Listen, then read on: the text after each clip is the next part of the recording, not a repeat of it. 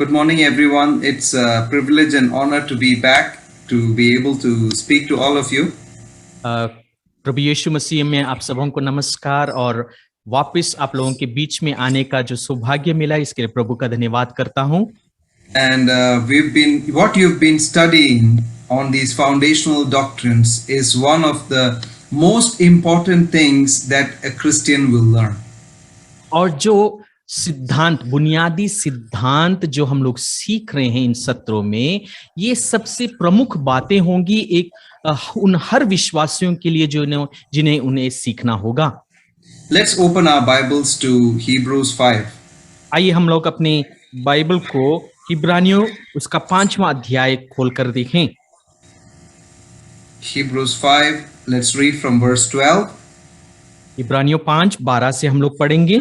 Brother, can you read? And continue to Hebrews 6 verses 1 to 3. Yes. इब्रानियों 5:12 से 6 अध्याय 3 पद तक मैं पढ़ रहा हूं। समय के विचार से तो तुम्हें गुरु हो जाना चाहिए था, तो भी ये आवश्यक हो गया है कि कोई तुम्हें परमेश्वर के वचनों की आदि शिक्षा फिर से सिखाए। तुम तो ऐसे हो गए हो कि तुम्हें अन्न के बदले अब तक दूध ही चाहिए, क्योंकि दूध पीने वाले बच्चों को तो धर्म के वचन की पहचान नहीं होती, क्योंकि वे बालक हैं, पर अन्न सियानों के लिए है, जिनकी ज्ञान इंद्रियां अभ्यास करते करते भले बुरे में भेद करने में निपुण हो गई हैं। इसलिए आओ मसीह की शिक्षा की आरंभ की बातों को छोड़कर हम सिद्धता की ओर आगे बढ़ते जाएं और मरे हुए कामों से मन फिराने और परमेश्वर पर विश्वास करने और बपतिस्मा और हाथ रखने और मरे हुओं के जी उठने और अंतिम न्याय की शिक्षा रूपी नींव पर फिर से ना डालें। Hallelujah. So you see, it is written in Hebrews 5, it is called the first principles of the oracles of God. और इब्रानियों 5 के बारे में लिखा है कि परमेश्वर के वचनों की आदि शिक्षा।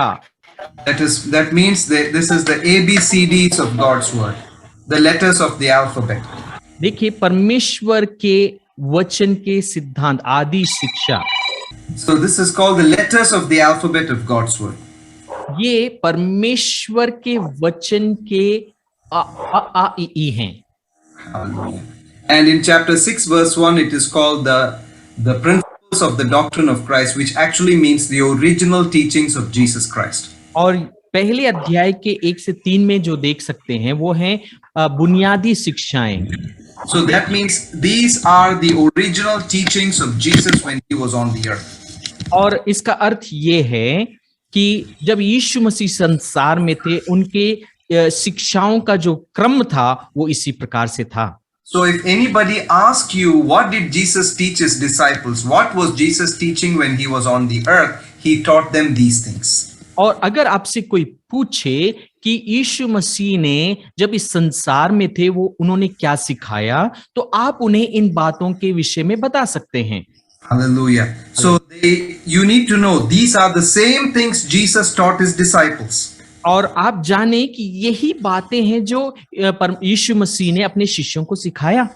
And he asked you to make disciples. He asked his disciples to make more disciples by teaching them the same things. और उसने अपने शिष्यों को सिखाया और शिष्यों को कहा कि तुम भी जाकर शिष्यों को सिखाओ।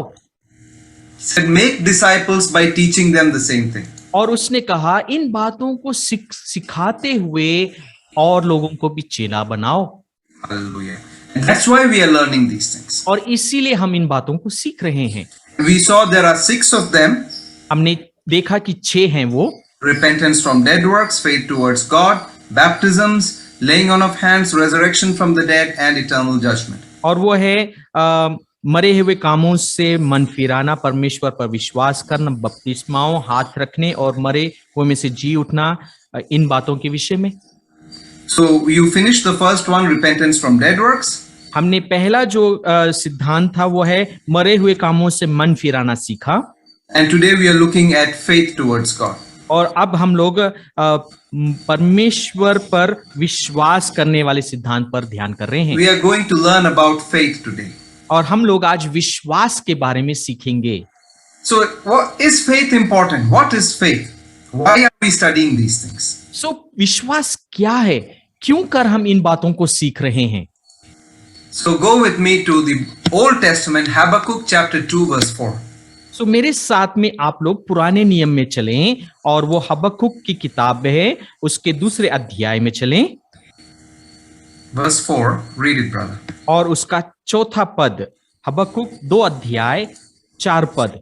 देख, उसका मन फूला हुआ है, उसका मन सीधा नहीं है, परंतु धर्मी अपने विश्वास के द्वारा जीवित रहेगा। Hallelujah. If you have a Bible, underline the phrase that says, the just shall live by faith. धर्मी अपने विश्वास से रहेगा. Underline that. तो अगर आप अपने पास में बाइबल रखे हैं और आपके पास कलम है, तो ये बात को आप अंडरलाइन करें या उसके नीचे लाइन लगा लें कि परंतु धर्मी अपने विश्वास के द्वारा जीवित रहेगा। Okay. 1 second.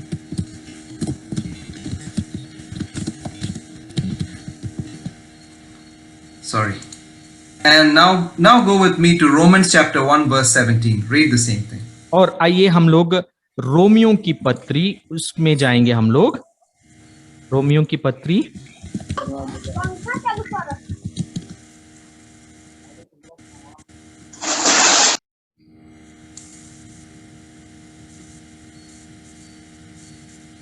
Romans chapter 1 verse 17. Romeo 1:17 यहां पर कहता है, क्योंकि उसमें परमेश्वर की धार्मिकता विश्वास से और विश्वास के लिए प्रकट होती है, जैसा लिखा है, विश्वास से धर्मी जन जीवित रहेगा। Underline the same phrase again here. यहां पर भी इस बात को अंडरलाइन कर लें, विश्वास से धर्मी जन जीवित रहेगा। Hallelujah. Now go to Galatians chapter 3 verse 11. अब गलतियों की पत्री 3:11 में जाएं। गलतियों की पत्री 3:11 यहां पर लिखा है, ये बात प्रकट है कि व्यवस्था के द्वारा परमेश्वर के यहां कोई धर्मी नहीं ठहरता, क्योंकि धर्मी जन विश्वास से जीवित रहेगा।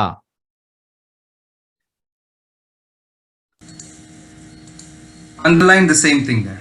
यहां पर भी आप इस पंक्ति को अंडरलाइन करें, धर्मी जन विश्वास से जीवित रहेगा। Now go to Hebrews chapter 10 verse 38. अब आप हिब्रानियों उसका 10वां अध्याय 38 पद में जाएं। हिब्रानियों 10वां अध्याय 38 पद, यहां पर इस प्रकार से लिखा है, पर मेरा धर्मी जन विश्वास से जीवित रहेगा, और यदि वह पीछे हट जाए तो मेरा मन उससे प्रसन्न ना होगा। Now underline the same thing there. अब वो पंक्ति जो यहां पर फिर से दोहराई गई है, उसको फिर से आप अपनी कलम से अंडरलाइन कर लें। Hallelujah. So you have seen once in the Old Testament and 3 times in the New Testament it is written, the same phrase is written, the just shall live by faith. देखें, पुराने नियम में 1 बार और नए नियम में 3 बार उसे दोहराया गया कि धर्मी जन विश्वास से जीवित रहेगा। So what is faith? It is a lifestyle for the justified. विश्वास क्या है? वो जो परमेश्वर के द्वारा धर्मी ठहराया गया है, उसका एक जीवन शैली है। Hallelujah. It is a lifestyle वो उसकी जीवन शैली है for the justified. जो परमेश्वर के द्वारा धर्मी बनाया गया है। So who are the justified? कौन है ये जो धर्मी जन है? Hallelujah. Go to Romans chapter 3 verse 24. मेरे साथ में रोमियो 3:24 में चलें। रोमियो 3:24 यहां पर लिखा है, परंतु उसके अनुग्रह से उस छुटकारे के द्वारा जो मसीह यीशु में है, सेत में धर्मी ठहराए जाते हैं। Hallelujah. Hallelujah. It says you are justified freely by his grace. You are already justified if you believe in him. देखिए यहां पर लिखा है, उसके अनुग्रह के द्वारा, अगर आप विश्वास करें तो आप क्या हैं? आप धर्मी ठहराए जा चुके हैं।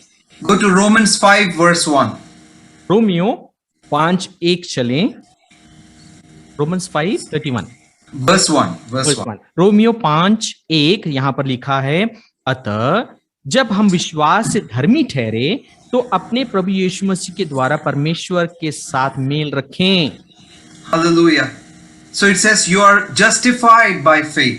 यहाँ पर लिखा है अतः जब हम विश्वास के द्वारा धर्मी ठहरे। Read verse 9 also. 9वां पद पढ़कर देखें, यहाँ पर लिखा है अतः जबकि हम सब उसके लहू के कारण धर्मी ठहरे तो उसके द्वारा परमेश्वर के क्रोध से क्यों ना बचेंगे। Hallelujah. Look at this. Again, you are justified by his blood. और यहाँ पर क्या लिखा है, लहू के द्वारा धर्मी ठहराए गए हैं। Read 1 Corinthians chapter 6 verse 11.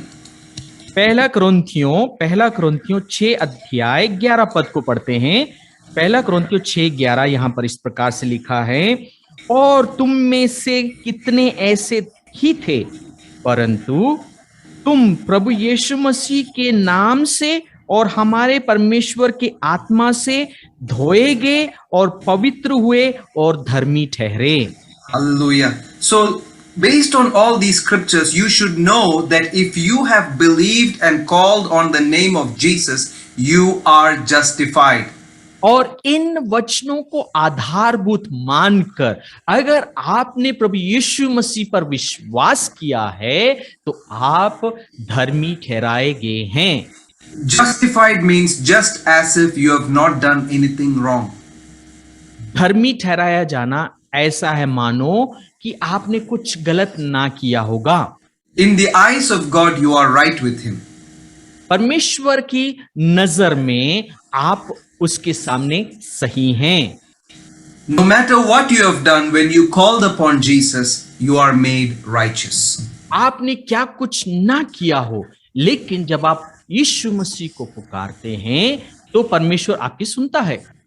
No, you are made righteous आप धर्मी ठहराए गए हैं by faith, विश्वास के द्वारा, not by any works that you did, उन कामों के द्वारा जो आपने किए हैं उनके द्वारा नहीं, just by believing on the name of Jesus. मात्र यीशु मसीह के नाम पर विश्वास करने से। You say, but you don't know the sins that I have done after I became a believer.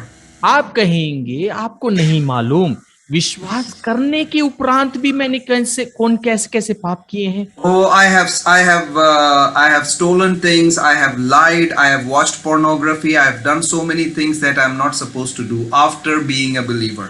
मैं विश्वासी बनने के बाद भी बहुत बार झूठ बोला, बहुत चोरी की, गलत चीजों को देखा, बहुत गलत काम किए। So how can you say I am justified? तो आप कहेंगे मैं कैसे धर्मी ठहराया गया। Let me ask you something. मैं आपसे पूछूं, Did Jesus die for you after you did the sin, or did he die for you your sin 2000 years before you were born? मैं आपसे ये सवाल पूछूं, क्या प्रभु यीशु मसीह आपने जब ये पाप किए या गलतियां की तब मारा गया, या 2000 साल पहले जब वो मारा गया था वो आपके लिए मारा गया? He died even before you were born. He died for your past sin, present sin, and future sins. यीशु मसीह पहले से ही मारे गए, चाहे वो आपके भूतकाल के पाप हों, वर्तमान के हों, या आने वाले पापों के विषय में हो। Hallelujah.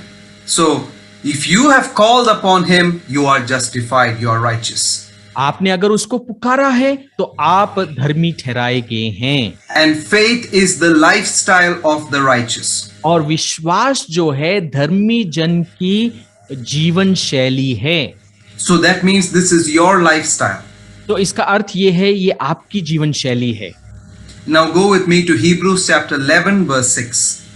मेरे साथ में इब्रानियों 11:6 में चलें। Read it, bro, please. इब्रानियों की पत्री 11 अध्याय 6 पद इस प्रकार से लिखा है, और विश्वास बिना उससे प्रसन्न करना अनहोना होगा, क्योंकि परमेश्वर के पास आने वालों को विश्वास करना चाहिए कि वह है और अपने खोजने वालों को प्रतिफल देता है। Hallelujah. That means without faith it is impossible to please him. How many of you want to please him? और यहाँ पर क्या लिखा है, बिना विश्वास के उसको प्रसन्न करना असंभव है। कितने हम में से उसे प्रसन्न करना चाहते हैं? All of us wants to please God. हम सब लोग उसे प्रसन्न करना चाहते हैं। That means the only way that you can do it is by faith.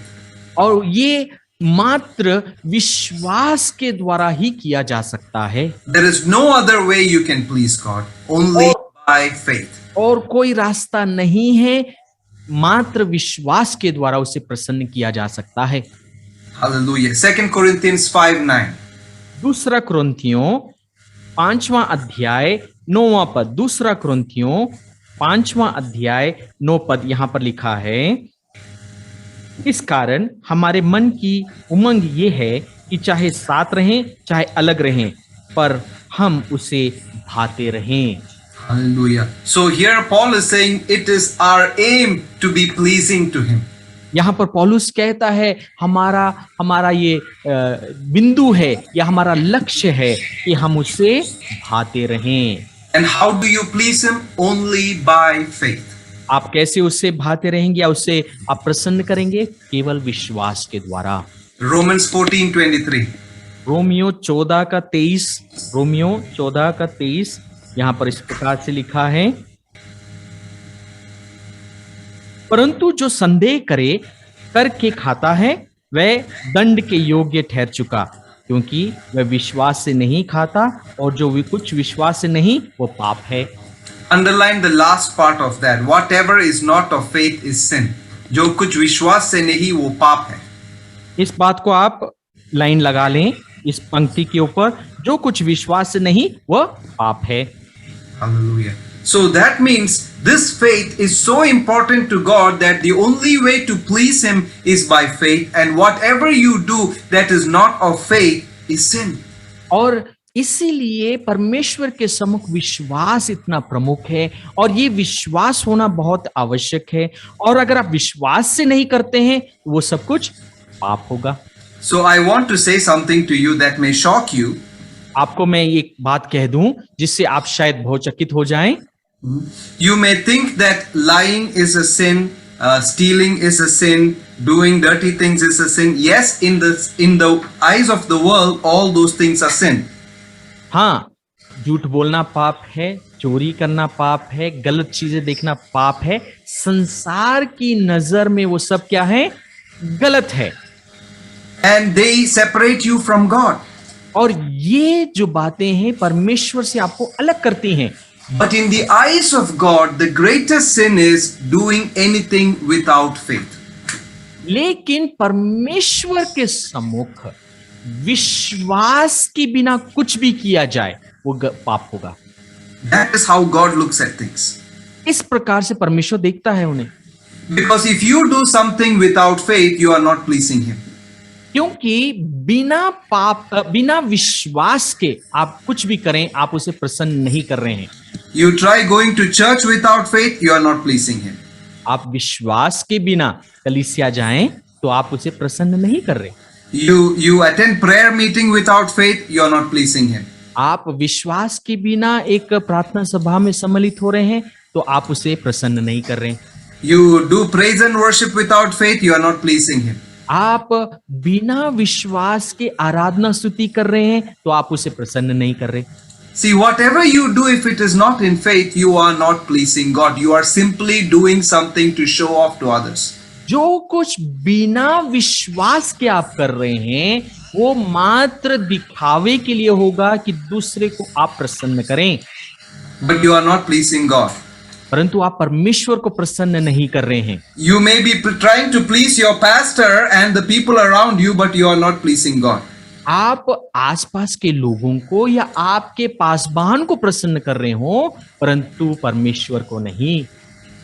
Hallelujah. Did I give you a shock? क्या इससे आप बहुचकित हुए? I didn't make it up. You saw it in your Bible. You saw it in your word. मैंने नहीं बनाया, ये Bible में लिखा हुआ है। You read it from your Bible. आपने अपनी बाइबल से इसको पढ़ा। Whatever is not of faith is sin. जो कुछ विश्वास से नहीं किया जाता वो पाप है। Even if you are trying to do it in the church or you are trying to help someone, if you are not doing it in faith, it is sin because you are not pleasing God. और चाहे आप ये बात कलीसिया में रहते हो और कलीसिया में भी बिना विश्वास के कुछ भी करते हो, आप परमेश्वर को प्रसन्न नहीं कर रहे। We can all check ourselves. We can all check ourselves. Why did you go to church on that day? You didn't feel like going. You just went there because you thought pastor will blame you. और आप अपने आप को जांच कर देखें, मैं उस दिन वहां चला गया कलीसिया में, क्यों? अगर मैं ना जाऊंगा तो पासबान गुस्सा करेंगे। You didn't go there to please God. You are not even thinking about God. और आप वहां पर परमेश्वर को प्रसन्न करने नहीं गए, मात्र ये भी कि आपने परमेश्वर के बारे में सोचा भी नहीं। You were cleaning the church, but you did not do it to please God. You did not do it in faith. You just did it to show off to others. आपने कलीसिया को साफ किया, वो इसलिए कि आप दूसरों को दिखा सकें, ना कि परमेश्वर को प्रसन्न करें। I am not putting condemnation on anyone. I am not blaming anyone. I myself am guilty of the same thing. और मैं किसी को नीचा नहीं कर रहा हूं, किसी के ऊपर दंड को नहीं डाल रहा हूं। मैं स्वयं ऐसे गलतियों का भागी हूं। I have done it many times. मैंने स्वयं किया है बहुत बार, But I did it in ignorance. I did not know the word. But once I understood it, I changed my thinking. और मैंने अपनी असमझ या ना जानने के कारण उसको किया, लेकिन जब मैं जान गया तो मैंने अपनी जीवन शैली बदल डाली। Hallelujah. So what is faith? तो विश्वास क्या है? The simplest meaning of faith is to believe that the word of God is true and to act on it. और सबसे सरल विश्वास को बखान करने का ये है कि हम विश्वास करें कि परमेश्वर का वचन है और उस वचन आधार अपने जीवन को चलें। I'll repeat it. The simplest definition of faith विश्वास का सबसे सरल परिभाषा is to believe that the word of God is true and act on it. कि हम विश्वास करें परमेश्वर का वचन है और उस वचन के आधार पर हम कार्य करें। Brother, you need to repeat it correctly. He said you need to believe that the word of God is the truth. आप ये विश्वास करें कि परमेश्वर का वचन सत्य है And you need to act on the word of God. Believe. और उस वचन को विश्वास करते हुए उसके आधार पर कार्य करना है। That is the simplest definition of faith. ये सबसे सरल परिभाषा होगी विश्वास की। Now go to Hebrews 11 verse 1. आइए इब्रानियों 11 का 1 में चलें। इब्रानियों 11:1 कहता है, अब Read. विश्वास आशा की वस्तुओं का निश्चय और अनदेखी वस्तुओं का प्रमाण है। Hallelujah. Now here he said faith is the substance of things hoped for. Asha. That means something you are confidently expecting. The meaning of the word hope is confidently expecting good things. और यहां पर लिखा है विश्वास आशा की हुई। आशा का अर्थ है किसी चीज को आप पूर्ण No, I'll repeat. Confident expectation of good things. अच्छी बातों का मजबूती के साथ प्रमाण के रूप में उसको देखना। You are confidently expecting good things. That's the meaning of Asha. आशा का अर्थ है कि आप मन में पक्के रूप में जानते हुए उस चीज को अपेक्षा कर रहे हैं। That is the meaning of hope. यह है आशा का अर्थ। And it says faith is the substance. The word substance means to stand your ground. और वस्तुओं का निश्चय प्रमाण वो ये है कि आप उसके ऊपर निश्चित हो गए हैं और उसके साथ में उस भूमि पर खड़े होकर पूछ रहे हैं। I'll tell you. That means you are so confident that what God said is true that you will stand by it no matter what. और इसको मैं फिर से कहता हूं कि आप इतने निश्चित हो गए हैं, यानी परमेश्वर की बात को इतना विश्वास के साथ में निश्चय में आ गए हैं, चाहे क्या कुछ ना हो जाए आप खड़े रहेंगे। You will stand by it. आप उसके साथ में रहेंगे। And even if you don't see the result, even if you don't see the outcome immediately, you already saw it in your spirit. हो सकता है अकस्मात यानी तुरंत उसका प्रमाण ना देखने पाए, लेकिन आप फिर भी विश्वास से वो हो जाएगा करके आप उसके ऊपर आशा रखते हैं। Even before you get it, you are sure you got it. आपको मिला नहीं है, परंतु आप सुनिश्चित हैं मुझे मिल गया। That is faith. ये है विश्वास। That means if God said, I will make you rich, then you are believing I'm rich. God said it, I will not move away from it. I will stand by it, and you are seeing yourself rich. और अगर परमेश्वर ने कहा कि वो आपको धनवान बनाएगा, तो उसने कह दिया और आप उस धनवान होने के उस विश्वास में आ गए हैं। शायद अभी वर्तमान में ना दिखते हो, लेकिन आप धनी हो गए हैं करके आप उसी के अनुसार विश्वास में चलते हैं।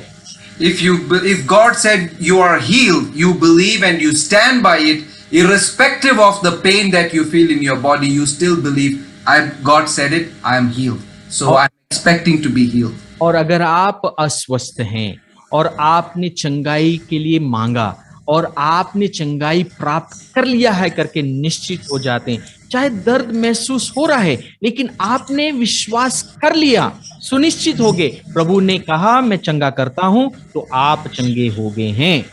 Hallelujah. You are standing by it, no matter what. आप उस विश्वास में खड़े रहते हैं, चाहे क्या कुछ ना हो आसपास। You are standing on that word. आप उस परमेश्वर के वचन के ऊपर खड़े हैं, because you believe that the word of God is true. क्योंकि आप क्या विश्वास कर रहे हैं कि परमेश्वर का वचन सत्य है, It cannot change. वो नहीं बदलता। His word is the only truth. उसका वचन ही मात्र केवल सत्य है। Hallelujah. Hallelujah. Now there are two types of faith.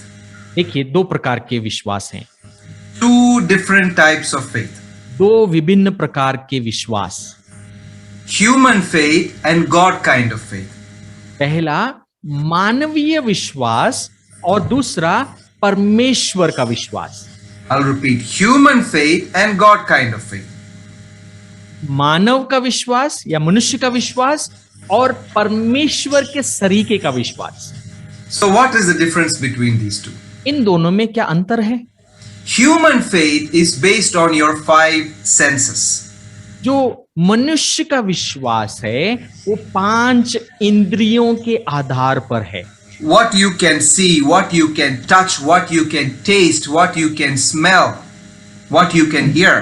और वो कैसा है? जो आप देख सकते हैं, जो आप महसूस कर सकते हैं, जिसको आप चख सकते हैं, जिसको आप सुन सकते हैं। And it has to be approved by your intelligence, your buddhi. और आपकी बुद्धि से उसको अनुमति मिलनी चाहिए। And it also is based on your past and present experiences. और वो इसके ऊपर भी आधारित हो जाता है कि आपका जो भूतकाल में जो आपका अनुभव रहा और वर्तमान में आप कैसा अनुभव कर रहे हैं। I'll repeat. Human faith is based on your 5 senses, what you can see, hear, touch, taste and smell. It is based on your intelligence and it is based on your knowledge and past experiences. देखिए, मनुष्य का विश्वास 5 इंद्रियों के अनुसार कार्य करता है, जो आप देख सकते हैं, सुन सकते हैं, टेस्ट कर सकते हैं, उसको आप अनुभव कर सकते हैं, सुनते हैं। और ये जो विश्वास है, I didn't complete that. That is human faith. It is based. और ये विश्वास जो है आपके बुद्धि के अनुसार उसको पूर्ण होना है और And your experience. और आपका भूतकाल या आपका जो अनुभव रहे हैं उसके आधार पर वो काम करता है। I'll give you an example. एक उदाहरण देता हूं।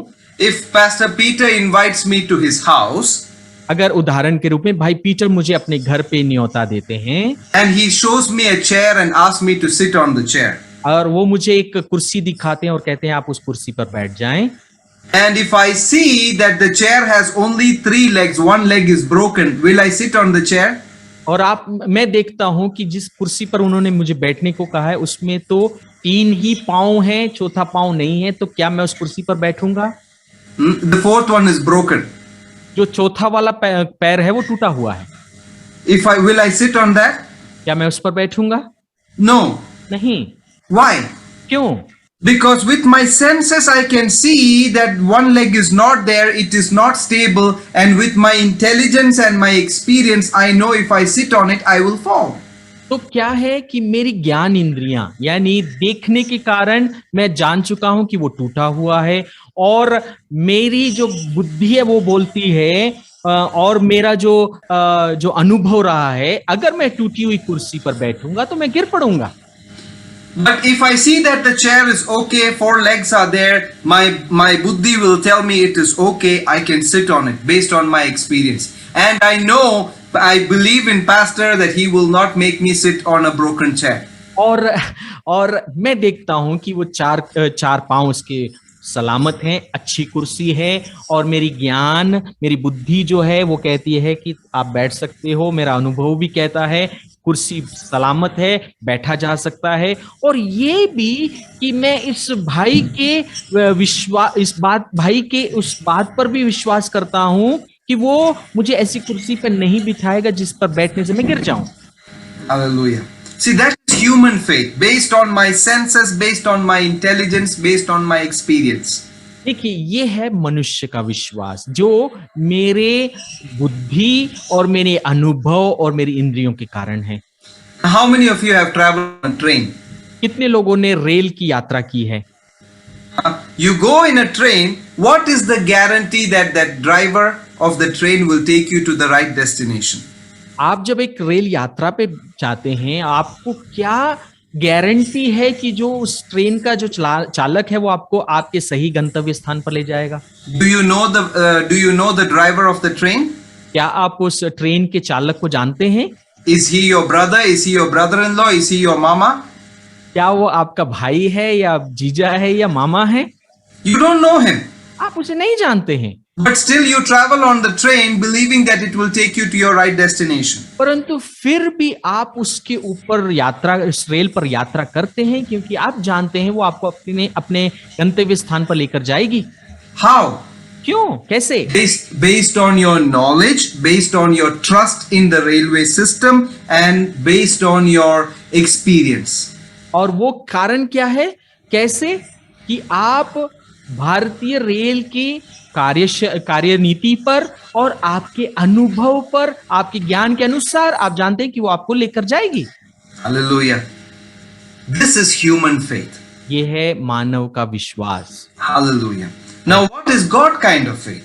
अब देखिए परमेश्वर के सरीके का विश्वास कैसा है। Let's read Romans chapter 4 verse 17. आइए हम लोग रोमियो 4:17 को पढ़ेंगे। यहाँ पर लिखा है, जैसा लिखा है, मैंने तुझे बहुत सी जातियों का पिता ठहराया है, उस परमेश्वर के सामने जिस पर उसने विश्वास किया, और जो मरे हुओं को जिलाता है, और जो बातें हैं ही नहीं, उनका नाम ऐसे लेता है मानो वो हैं। Hallelujah. Read that again, brother. Read एक और it. बारी मैं पढ़ता हूं, जैसा All of you should look at it carefully. देखिए सब लोग अपने बाइबल के अंदर रोमियो 4:17 को खोलकर देखें।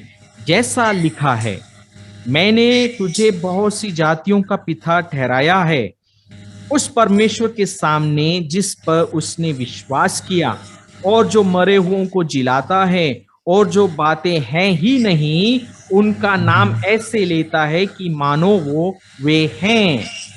Hallelujah. That is God kind of faith. ये परमेश्वर के सरीके का विश्वास है। You say what? आप क्या कहते हैं? Huh?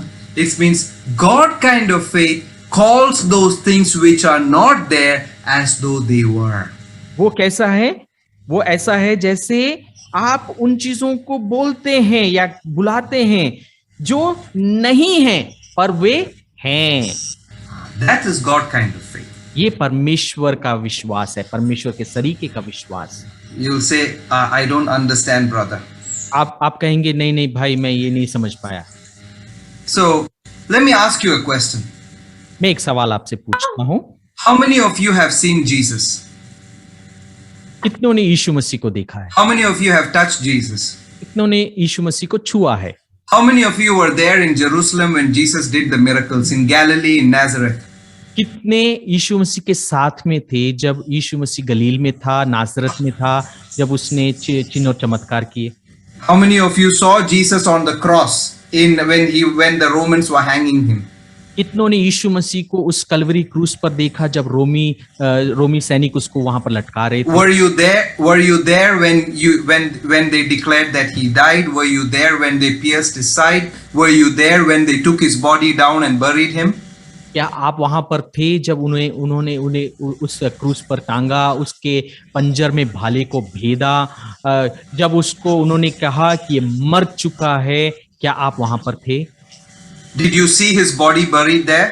क्या आपने देखा कि यीशु मसीह की लोथ को वहां पर दफनाया जा रहा है? You believe that he took your sin, he paid the price for your sin. Have you seen him carry your sin? Did you see him pay the price? क्या आप जानते हैं यीशु मसीह ने आपके पापों को अपने ऊपर उठा लिया, लेकिन क्या आपने देखा कि वो आपके पापों को अपने ऊपर उठाकर जा रहा है? Do you even know what your sin looks like? क्या आपने देखा कि आपके पाप कैसे दिखते हैं? How can he carry your sin? कैसे वह आपके पाप को उठाकर जा सकता है? Were you there when Jesus rose again from the dead? क्या आप वहां पर थे जब प्रभु यीशु मसीह पुनरुत्थानित हुए या जी उठे? Were you with the disciples when he ascended to heaven? क्या आप वहां पर थे उन चेलों के साथ में जब वो स्वर्ग आरोहित हुआ? The answer to all these questions is no. इन सारे सवालों का जवाब क्या है? नहीं जी। So you did not see Jesus, you did not touch Jesus, you did not see him die on the cross, you did not see him rise from the dead, you did not see him carry your sin, but still you believed. आप इन सभी सवालों का जवाब क्या है? नहीं है। आप वहां पर नहीं थे, आप वहां पर नहीं थे जब वो मारा गया, कलवरी क्रूस पर टंगा हुआ था, उसको दफनाया गया, वो जी उठा, और ये सब नहीं होते हुए भी आप क्या कर रहे हैं? विश्वास कर रहे हैं यीशु मसीह पर। How can you believe in a Jesus whom you did not touch, see, feel? आप उस यीशु पर कैसे विश्वास कर सकते हैं जिसको आपने ना स्पर्श किया, ना देखा, ना उसको अनुभव किया? You called on him you called on a Jesus that you did not see as if he is there. आपने उस यीशु को पुकारा जो अभी ना था परंतु वो है करके उसको पुकारा। You believed that Jesus carried your sin even though you did not see. आपने विश्वास किया कि आपके पापों को प्रभु यीशु मसीह उठाकर लेकर गया, हालांकि आपने नहीं देखा कि वो आपके पापों को कैसे उठाकर जा रहा है। You believe that he rose from the dead even though you did not see him rise from the dead. आपने विश्वास किया वो पुनरुत्थित हुआ, जबकि आपने उसको वहां पर ना देखा होगा। How did you believe? आपने कैसे विश्वास किया? This is the God kind of faith. ये है परमेश्वर के तरीके का विश्वास। You called on a Jesus who is not there as if he is there. आपने उस यीशु को पुकारा जो शायद सामने ना हो परंतु वो है करके उसको पुकारा। Now read Romans 4:17 again. With this understanding, read Romans 4:17. अब इस समझ को रखते हुए, ठीक है, इस समझ को रखते हुए रोमियो 4:17 को पढ़ेंगे। जैसे लिखा है, मैंने तुझे बहुत सी जातियों का पिता ठहराया है, उस परमेश्वर के सामने जिस पर उसने विश्वास किया, और जो मरे हुओं को जिलाता है, और जो बातें हैं ही नहीं, उनका नाम ऐसे लेता है कि मानो वो हैं। Look at that. Read the last part. God quickens it. He calls those things which are not there as though they were. आखिरी भाग देखें, आखिरी भाग लिखता है, और जो बातें हैं ही नहीं, उनका नाम ऐसे लेता है कि मानो वे हैं। That is God kind of faith. ये परमेश्वर के तरीके का विश्वास है। You called on Jesus whom you did not see with your natural eyes as though he is there. आपने उस यीशु को पुकारा जबकि आपने अपने प्राकृतिक आंखों से उसको नहीं देखा, परंतु वो है। Hallelujah. आमीन। That is God kind of faith. ये परमेश्वर के सरीखे का विश्वास है। To be able to believe in a God you cannot see, to be able to believe that He paid the price for your sin, which you can't even see how it looks like. You believed and you called on Him as if it is real. That is God kind of faith. और आपने ईश्वर पर विश्वास किया, उस परमेश्वर पर विश्वास किया जो परमेश्वर ने आपके सारी चीजों को अपने ऊपर उठा कर ले गया, और अनदेखे परमेश्वर पर वो है करके आपने विश्वास किया। Hallelujah. I believe something is working now. You're seeing some things here. और मैं सोचता हूं आप कुछ चीजों को अब देख सकते हैं। Hallelujah. So how did you get this faith? God kind of faith. तो ये विश्वास आपको कैसे प्राप्त हुआ, ये परमेश्वर के सरीखे का विश्वास? First of all, you need to understand God kind of faith is beyond the natural realm. सो पहली चीज आपको जानने की आवश्यकता है कि परमेश्वर के सरीखे का विश्वास प्राकृतिक आंखों से बहुत परे है। It operates supernaturally beyond human faith. वो अलौकिक तरीके से काम करता है, मनुष्य के विश्वास से कहीं परे। Hallelujah. It is beyond, it is greater than human faith. वो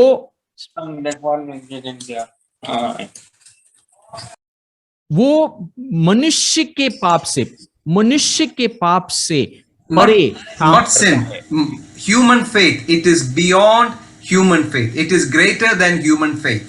वो मनुष्य के विश्वास से बड़ा है, उस Human, मनुष्य के विश्वास से परे काम करता है, वो बड़ा है उससे, it is supernatural.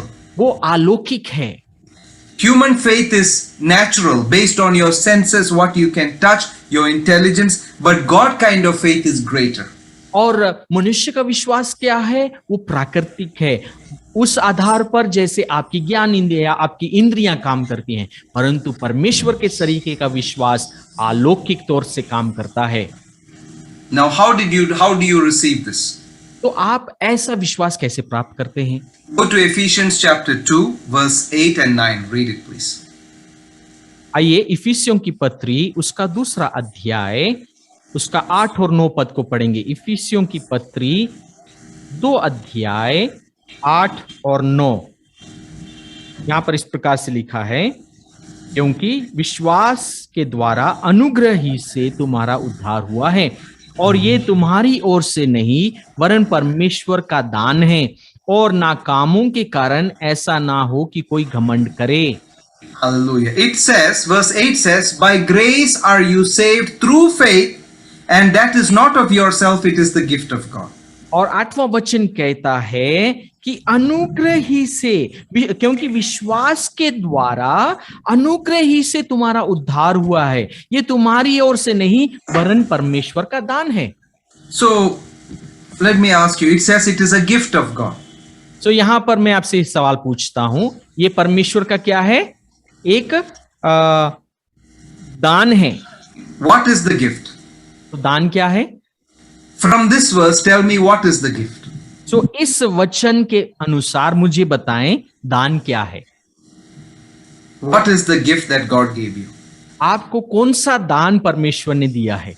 Think, I want you to think. Look at that scripture and think. उस वचन को ध्यान से देखें और उसका जवाब दें। Many people tell me the grace of God is the gift of God. और बहुत सारे लोग कहते हैं परमेश्वर का अनुग्रह ही परमेश्वर का दान है। That is not true. वो सही नहीं है। Go to Titus chapter 2 verse 11. आइए Keep your finger there, we will come back to Ephesians 2. Just go to Titus chapter 2 verse 11. उस भाग को ना बंद करें, लेकिन तीतुस की पत्री में जाएं। Titus Chapter 2 verse 11. तीतुस की पत्री दूसरा अध्याय 11 पद यहां पर लिखा है, क्योंकि परमेश्वर का वह अनुग्रह प्रकट है जो सब मनुष्यों के उद्धार का कारण है। All right.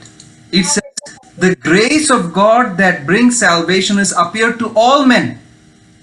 यहां पर लिखा है क्योंकि परमेश्वर का वह अनुग्रह प्रकट है जो सब मनुष्यों के उद्धार का कारण है।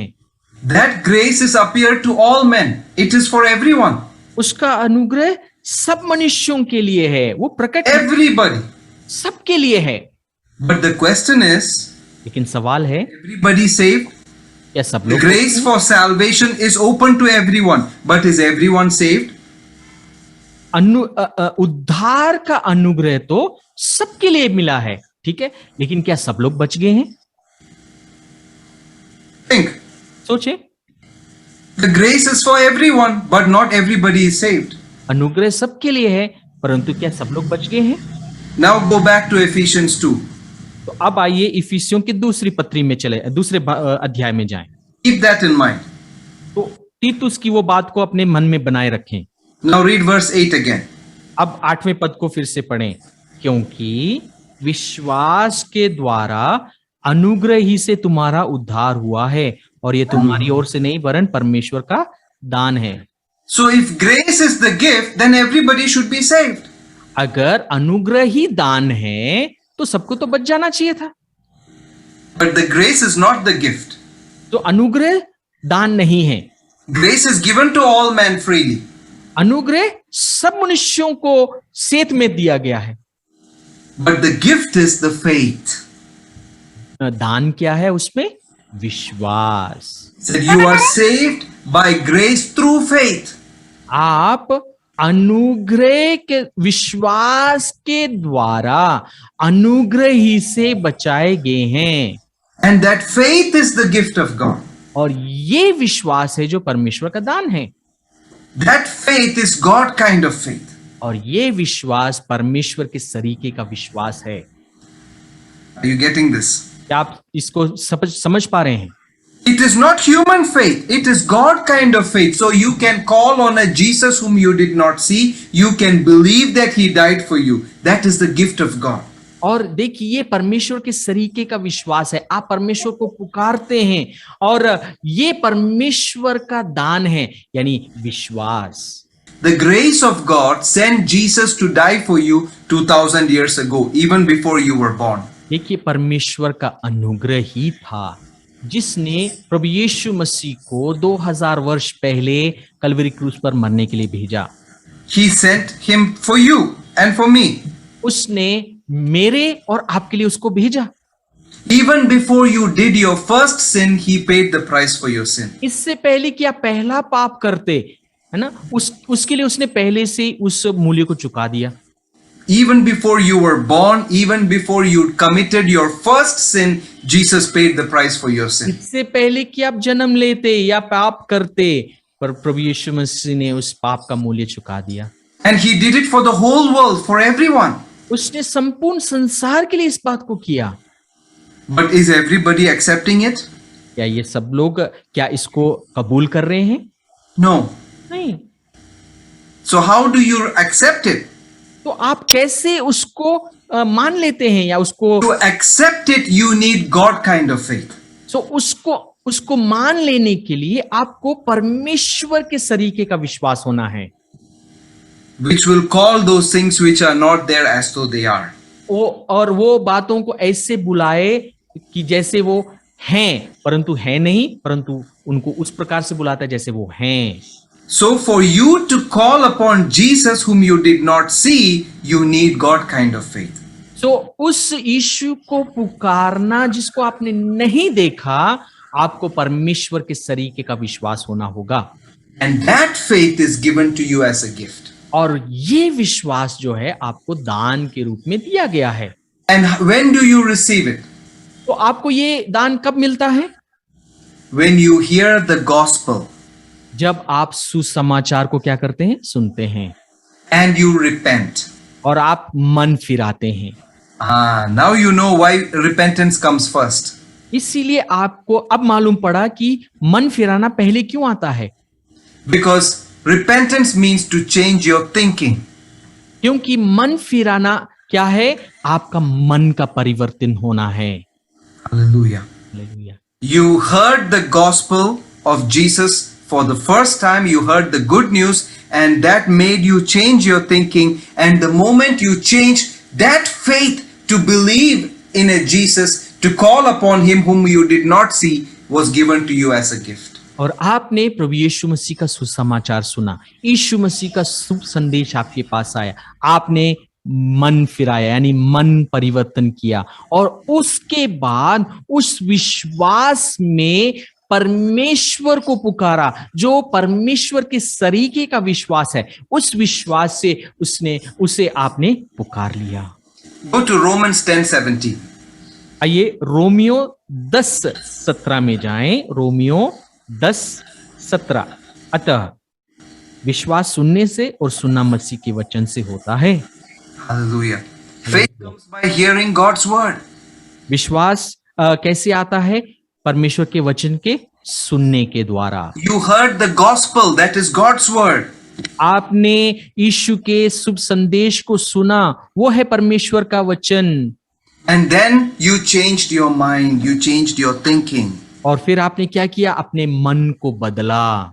And when you changed your thinking, that faith to call upon Jesus came inside. और जब आपने अपने मन को बदला, तो वो विश्वास आपके अंदर आया, जिस विश्वास से आपने उसको पुकारा।